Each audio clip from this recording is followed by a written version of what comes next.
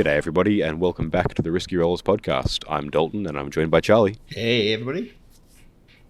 Welcome back. It's great to have you back on. And I want to start by saying a massive thank you to lending us your gorgeous Eldari army to show them off on the channel. That's alright. It's just gathering dust on my shelf just now. I'm too busy to actually play it, so I'm glad it's getting some table time. Yeah. Well, thank you nonetheless. And I hope you enjoyed seeing it up in lights, so to speak. I did. In the when crushing Lockie's tower. Like that just makes me so happy. I'm not gonna lie. Yeah.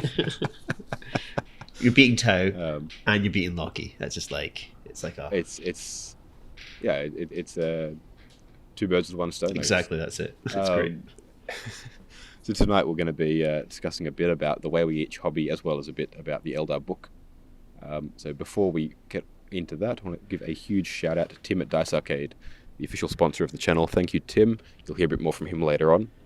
Also, Tray Tinker down in the description if you want a custom bespoke dice tray, which is, I can confirm, are gorgeous handcrafted pieces of art. You can use the code Risky Rollers through the link down in the description to get 10% off yours. So massive thanks there as well. Check out our Discord, chat with us, chat hobby, chat competitive play, chat anything and everything. Join our Patreon if you want early access to bat reps, exclusive bat reps, t-shirts, voting on who gets bat reps, and an extra podcast entirely, the pre-game show before every episode of our bat reps.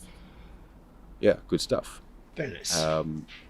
Make sure to like, subscribe, rate, comment, leave a review wherever it is you're listening to or watching this one as well. It really does help us all out. But without any further ado, we'll crack right on. So Charlie, tell me, what have you been working on recently?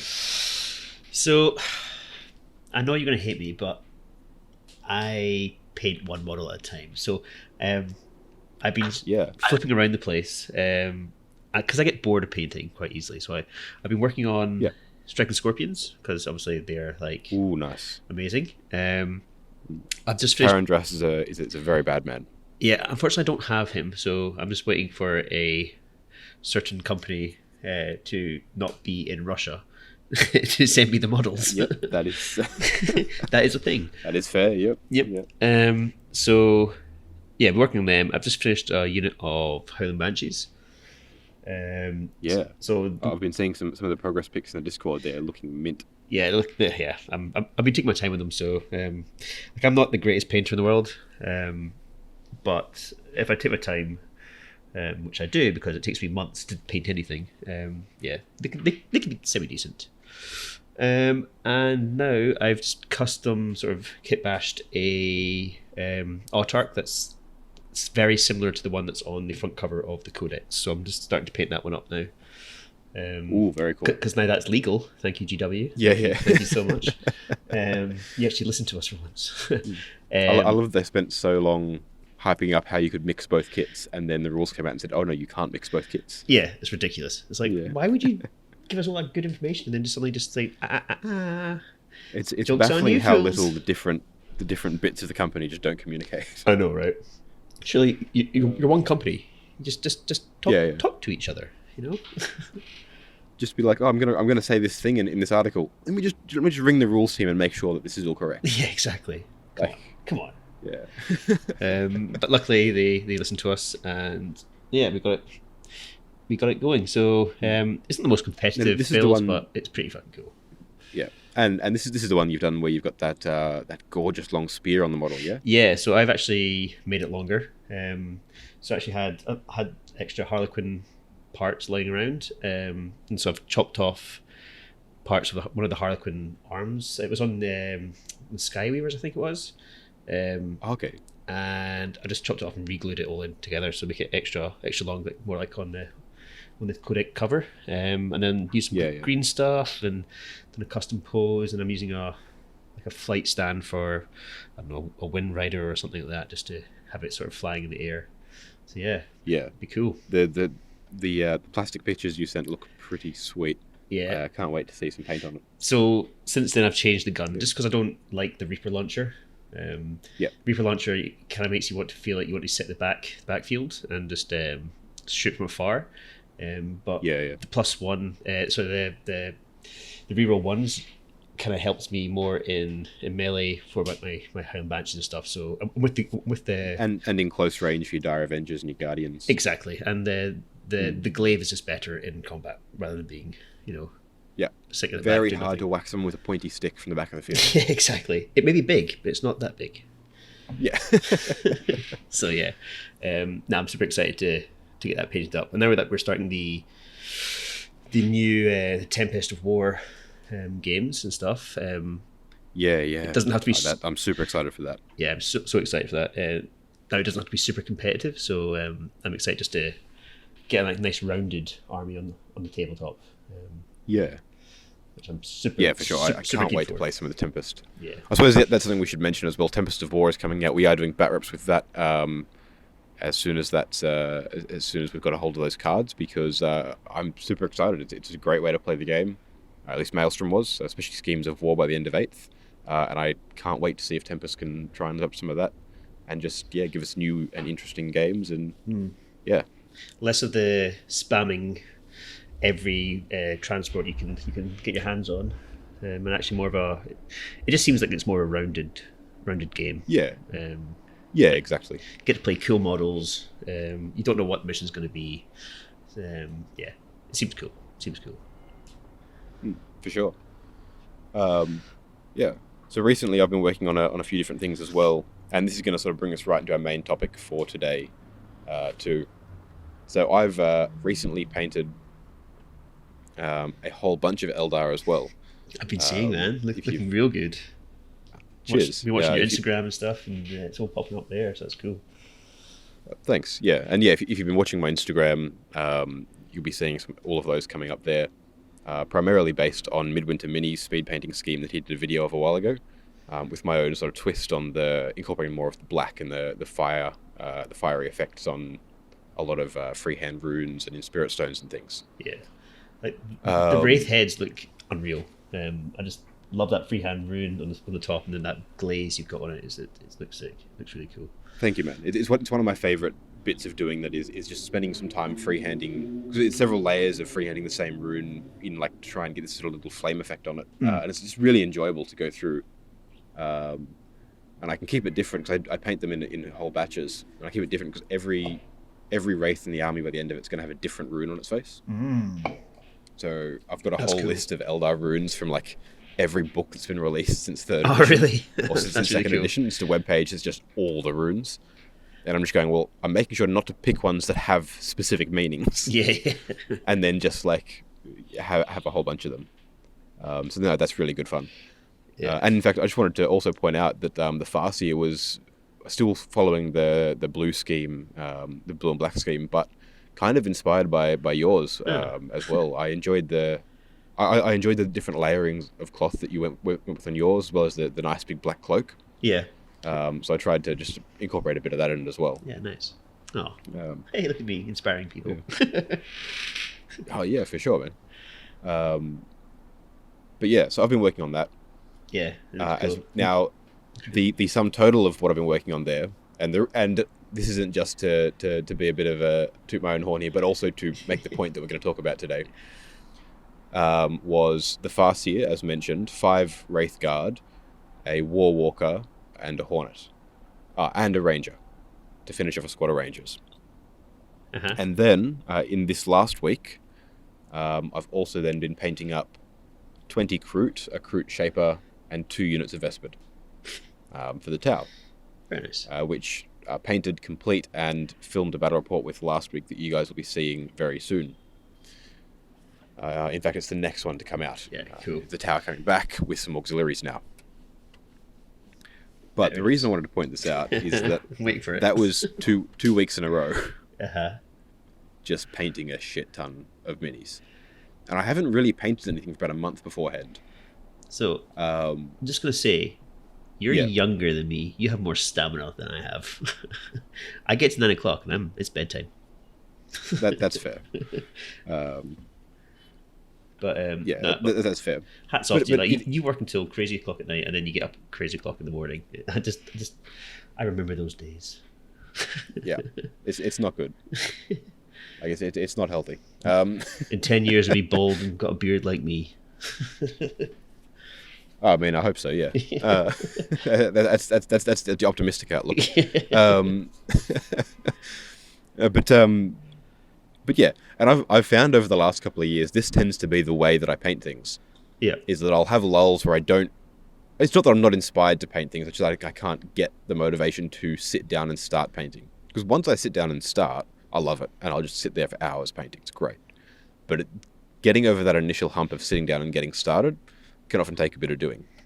But once I do, I will, and I think it started with batch painting where I paint a squad at a time. yeah. But the term that I've come up with, and I'm going to stick to now is binge painting, because it's not just that I'll do a squad, but I'll do, 3 squads and 5 characters, or a whole bunch of stuff all at once, and I'll do it in about a week or two, and then do nothing again for another month or so. Yeah. Yeah. And I don't know. I just can't do it. I get overwhelmed. Right, and that's something you mentioned earlier, is that you've been painting one model at a time, and I'm sort of like, I wish I could do that. Yeah. Because it means you spend a lot more time with each individual model, and you can put a lot more attention to detail and more effort into each individual model. And I mean, I've got a couple of models on the chopping block lined up that I'm going to spend time on individually, but it's not the way I do things normally. Characters and everything you spend more time on. Well, actually, I'll do a very quick sort of shout out / plug. Not at all sponsored or anything like that. If you're, and we'll steer away from the rest of the podcast very quickly. Adra Labs has released an absolutely phenomenal miniature of President Zelensky from the Ukraine. It's the Commander Z mini, and the entire income from that mini is going over to, I want to say it's the Ukrainian Red Cross. Yep. Or it is. Yep. Yep. All right. So, but over to a charity over there to help with the, horrific impact of the war going on. As well as there's going to be a big raffle for a very, very good painter painting up a display model sized version of it. Yeah. Nice. So I picked up the 32mm version of that one, and I want to spend a lot of time on that, just pushing myself on it and trying to really paint skin and fabric and all that kind of stuff. And if you want to support a fantastic cause and grab a nice mini to represent that and commemorate one of the such a horrific thing going on in the world at the moment. That's something you can look into. Indeed. But I've got so I've got one of those and a couple of Horus Heresy characters to try out a Sons of Horus scheme on. Nice, very cool. But it's very unusual for me to paint one model at a time. Yeah, you've had a go at me so many times about it. Just like how can I get through just painting one model at a time? Blah blah blah. I think for me the issue is this repetitiveness of just doing the same thing on each model continuously. So I'll just do all the blues or all the whites.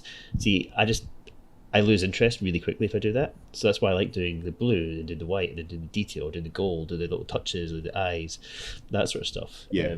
That keeps me kind of interested. That keeps me kind of going. Because I'm not massively keen on painting.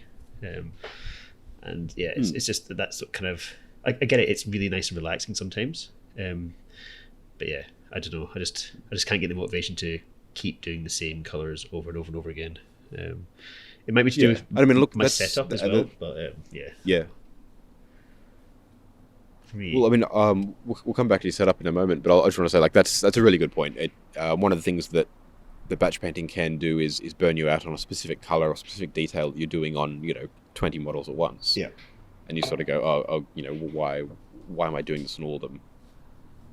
And it can often push people away from painting as a whole because they just get tired and go do something else. Yeah. I've been painting Eldar since the start of COVID, and I have 5,500 points probably painted. Yeah. And so yeah, I don't know. Like before it was fine because I don't have a kid. Now I have a kid. It's really hard to actually paint for long periods of time. Yeah, and just I don't know. I think I'm kind of over my color scheme. Maybe, maybe like, it's a lot of points in just one blue and white. Like I love Scotland and I love the blue and white flag, but my whole army is blue and white. It's like fuck. Jeez. I mean, hey, look, it is a good scheme. They do look quite good on the table, and altogether you can sort of really see the consistency coming through.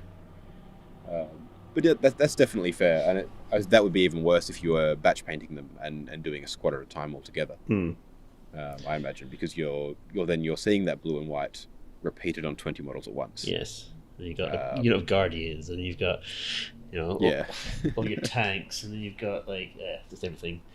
Luckily, we have aspects, which is good because aspects obviously just have different colors completely. So that's you nice. Can take a bit of a break and paint something entirely different. Exactly. Like I haven't even touched the new box set of Guardians I've got just because I'm like, oh, blue and white. Oh, come on. Yeah. But yeah, I'll get back to them at some point. But yeah, they're Storm Guardians as well, so it's cool. I've never painted Storm Guardians. Cool. That'll be cool. Yeah. Yeah, nice little change. Yeah. And I mean, I suppose that's one of the strengths of painting, of going through it and painting it sort of one model at a time, is you do get to spend more time on each model, but you're also potentially then paying attention to a lot of different parts of the model at the same time, or in quick succession, rather than painting all the armor on one model, then all the same armor on the next model, and so on. You're painting the armor, then you're picking out the straps, then you're going over and doing the fabrics, then you're picking out the spirit stones or the details, and then you go off and painting guns, and then you can like jump through all these different steps, which if you're painting a squad take a long time. Painting one model, you can probably crack through a model in a couple of nights, I imagine. You can, yeah. From start to finish. Yeah, the Hail Banshees I was getting one done in maybe 2 nights. And I mean, like that, because that then you're. One of the weird things with that is, even though you're only painting one model out of the squad, you're still completing a project every time you finish that model. Yeah, that's pretty cool. And so in a couple of nights, you're coming through and going, oh, I've finished this. Yeah. Whereas if you're batch painting it, it might take you the same amount of time to paint the entire squad, but you only get that once right at the end. Yeah. It's like I like that little achievement, that little goal. Like, yay! A little win for me, Yeah. And I mean, it's one of the things that is often a really good motivator to keep going, keep painting, is to go, that felt really good. I'm going to do another one. I'm going to keep pushing on through that. Yeah. Yeah, 100%.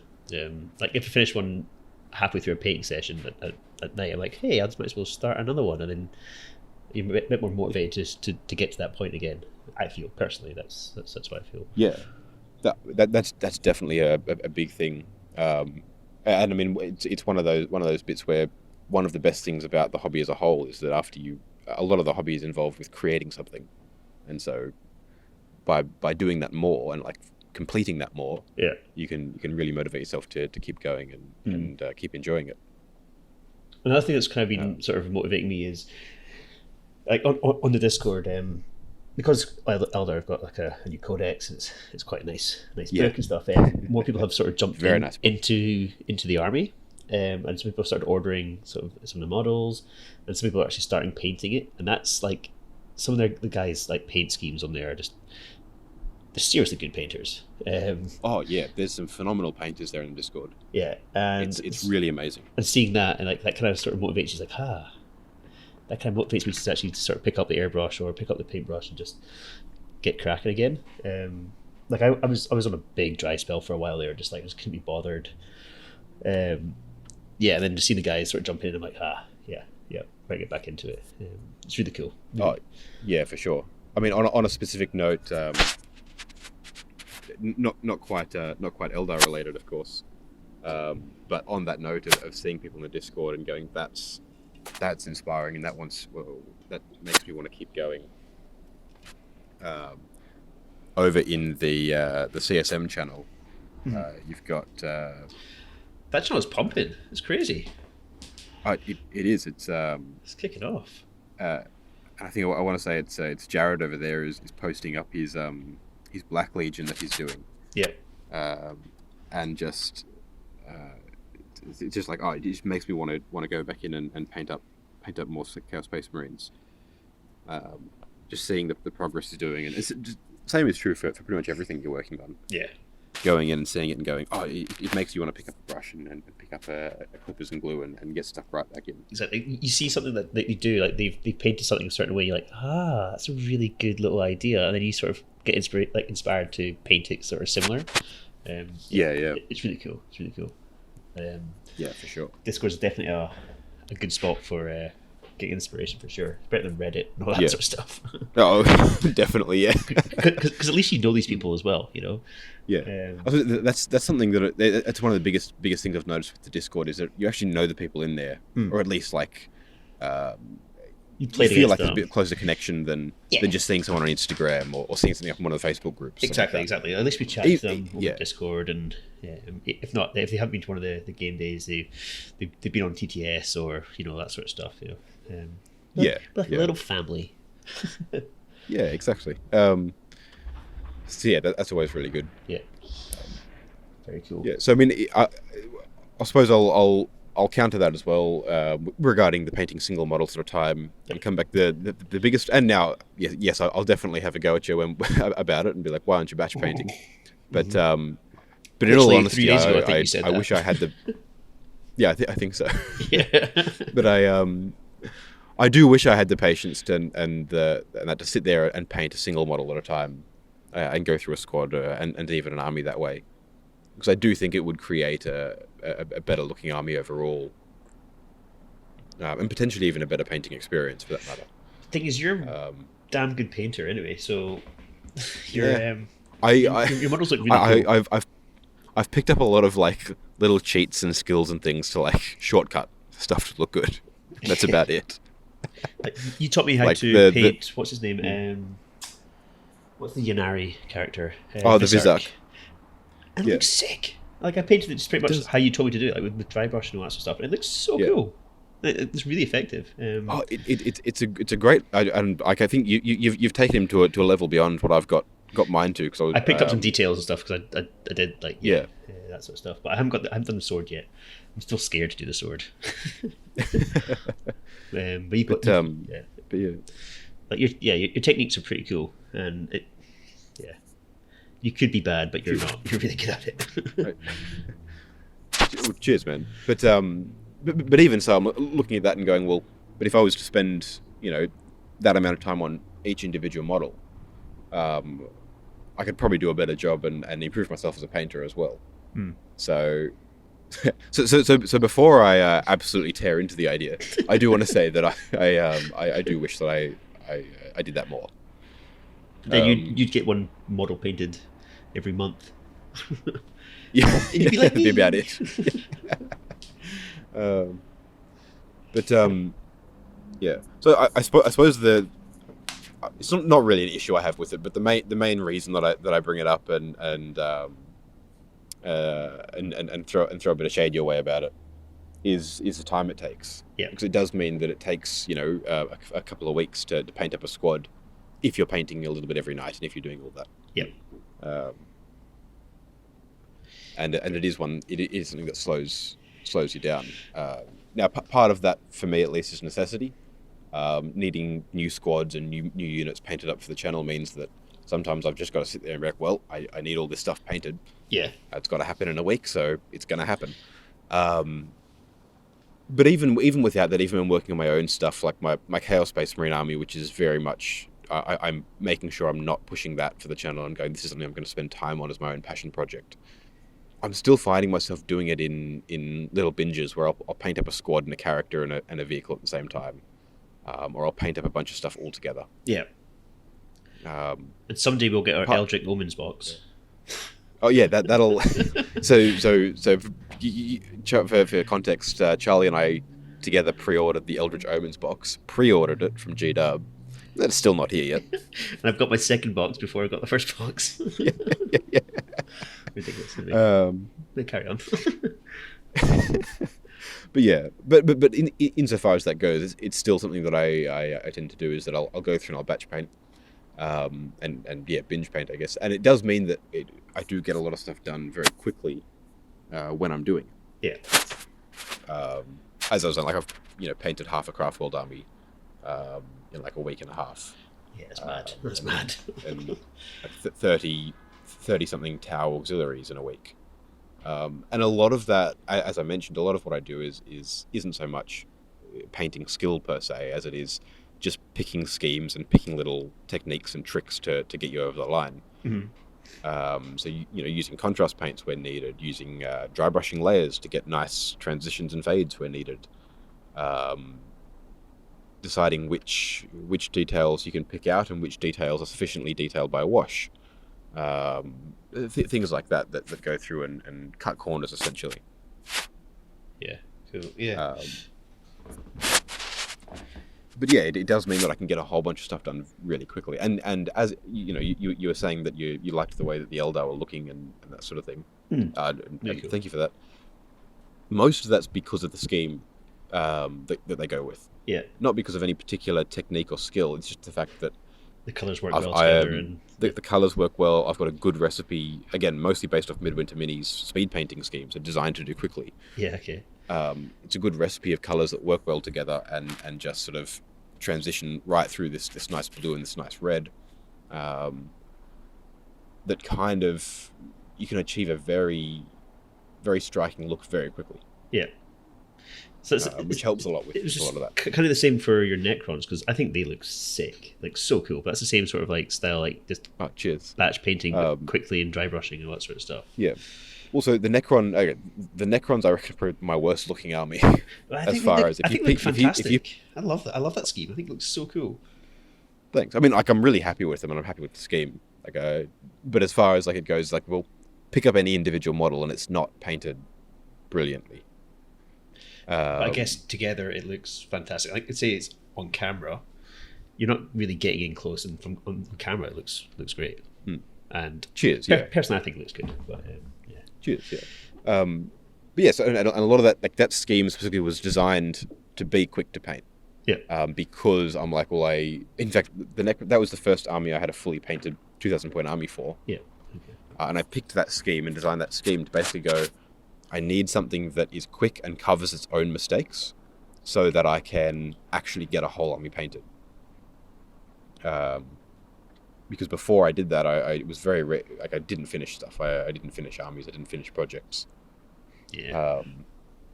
Yeah. And it's like three. There's like two coats of yellow and a wash.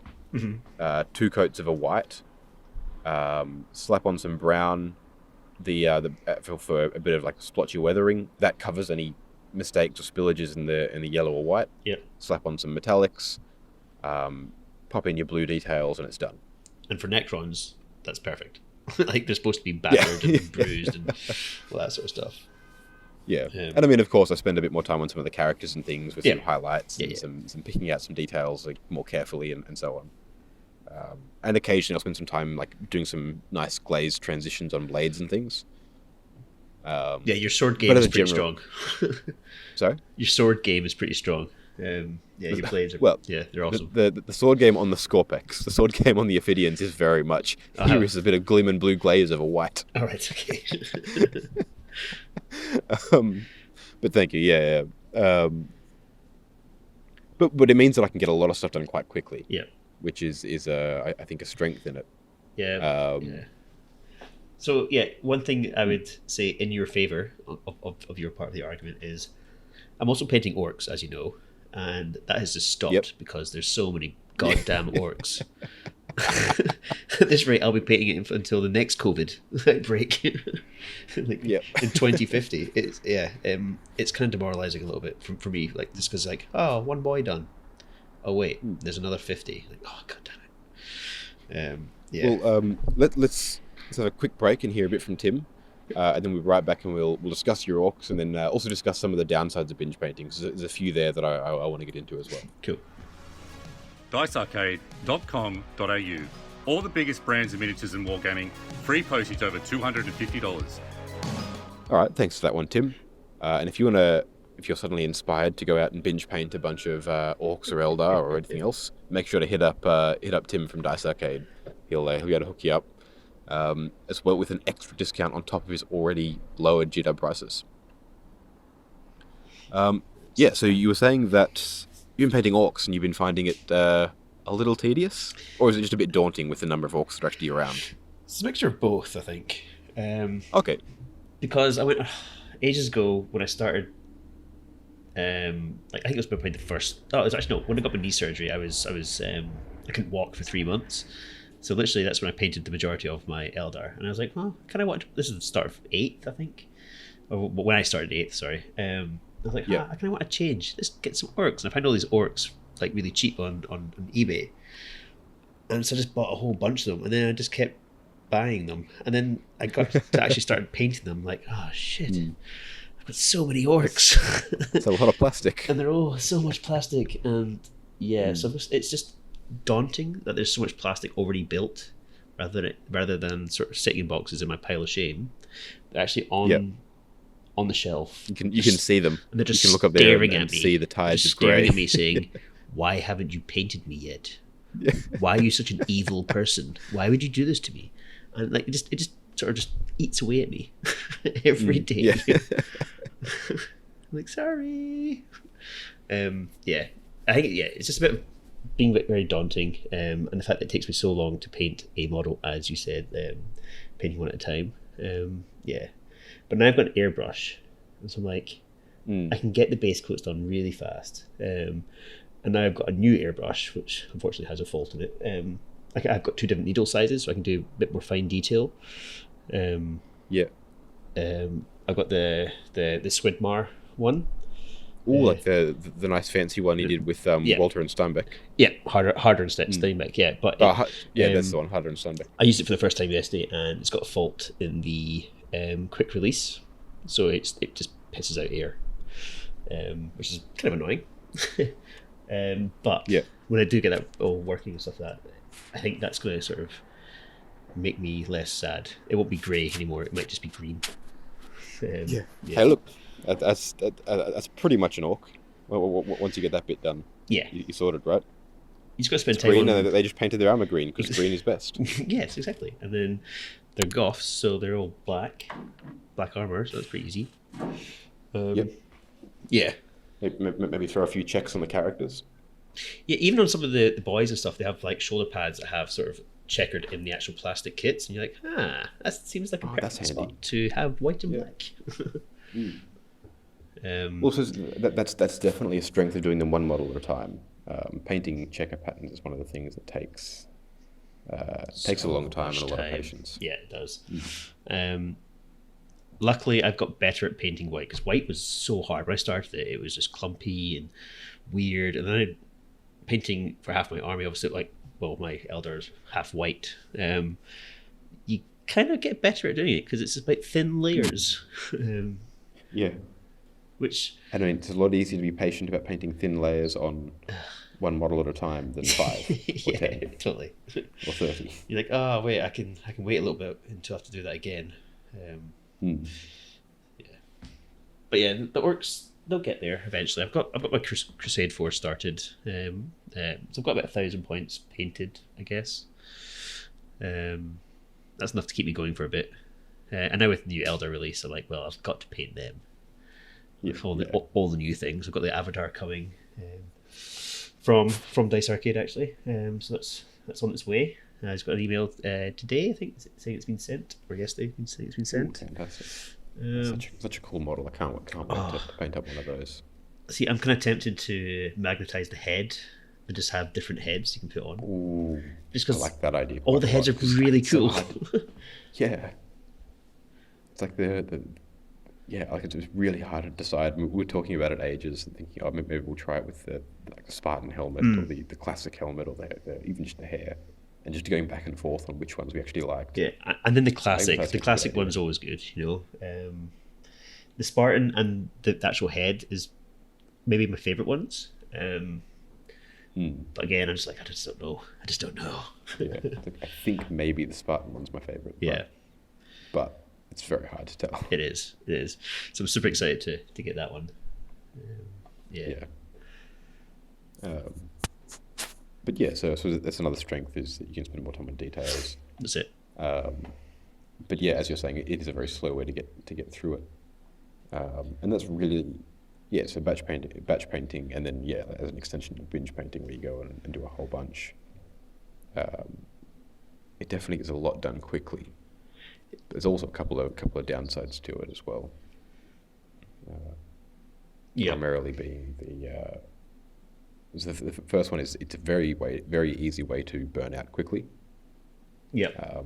Because it takes so much time and investment to do. And again, this is more to do with the way I do it, where I'll do like way too much at once. But even batch painting will do that more quickly. Yep. So if something you're doing, make sure that you're still enjoying it, and it's something that's still bringing you joy. It is a hobby after all. That's it. And that is one of the things that we already have jobs that we hate. We don't need our hobby to hate. Yeah. But in addition to that, just make sure you're doing enough of the other stuff as well.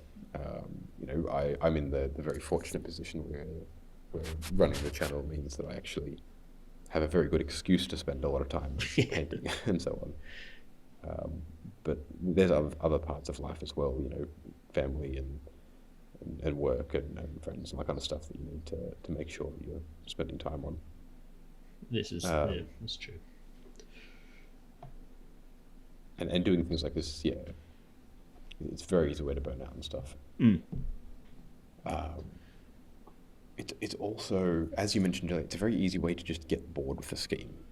And I wouldn't say that batch painting is necessarily the best way to get stuff done for anyone necessarily. For some people, it works brilliantly, and I'm definitely in that camp at the moment.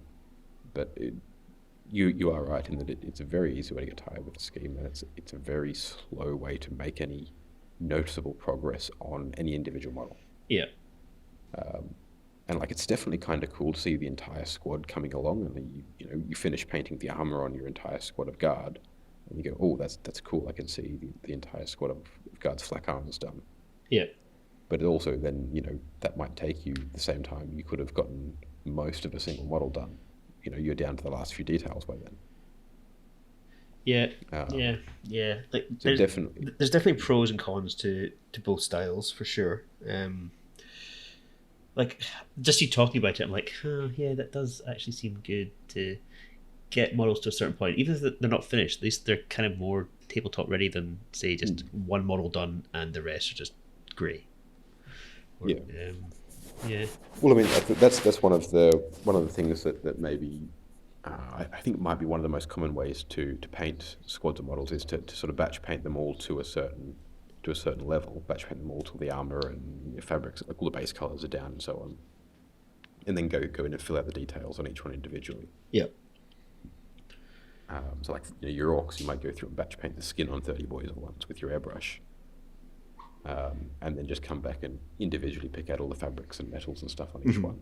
Yeah, that's right. I think I might try that. So I guess I'm going against what I actually stand by, and I'll probably try and batch paint the works in the end. But I mean, that's one of the things the hobby is all about is trying different things and indeed. And and at the end of the day, it's something you go, well, it could be kind of cool to see 30 boys suddenly have skin, or it could be just like, well, I'd rather paint it by hand and do each one. So at the end of the day, there's not really anything wrong with any specific way of doing it either. I definitely have a go at you about it, but it's not warranted in any any sense of the word. Each to their own. There's no real. Yeah, exactly. At the end of the day, it's a hobby. It's supposed to bring you joy. And it's something that you should be able to do to relax and unwind. And if that's by painting a bunch of stuff all at once, then fantastic. And if it's by spending your time on every infantry model and doing that, or any combination or anywhere in between, well, that's the way to do it. Yeah, absolutely.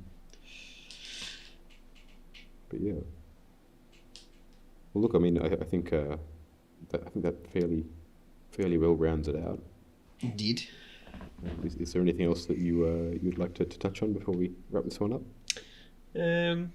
Just keep beating Loki. Just keep beating Lockie with my Eldar, and that'll keep me happy. I can do.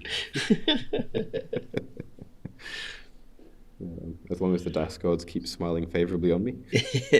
Seriously, I need to talk to your dice god, because that dude is doing you some great things. Yeah.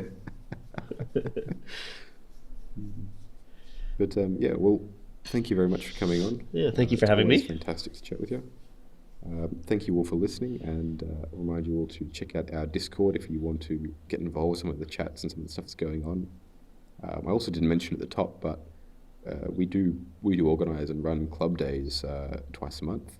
For April, it's going to be the 10th and the 24th of the month, which are coming up fairly soon. And that's all organised through the Discord. So if you want to be involved with that, make sure you're there. And also for all the tournaments and things that we run, people in the Discord get first run at those. They get first warning and first access to tickets and things. Yeah. So we've got a doubles tournament in May. The player pack should be out as of the Saturday this comes out, either today or very soon. So if you want... exciting. Yeah, exactly. So if you're in the Discord, you'll have access to that, be able to sign up and do all that probably earlier than everyone else. So make sure to get amongst it there. If you like what we do and want to support us, make sure you join our Patreon. Got a bunch of exclusive stuff there, an exclusive podcast, the pre-game show, where we break down lists and strategies for each game. Particularly for our competitive games, that's a good one. We'll really break down what lists we're using, why we're making certain decisions, and how we're going into a game. As well as a bunch of other stuff. A narrative campaign series is happening up there. There's one episode up at the moment. There's more to come. We've got another 2 in the pipeline for soon, as well as t-shirts, and just be able to vote on battle reports and a whole bunch of cool stuff like that. But without any further ado, thank you guys for listening. Thank you, Charlie, for coming on. Thank you. We'll catch you guys next time. See ya.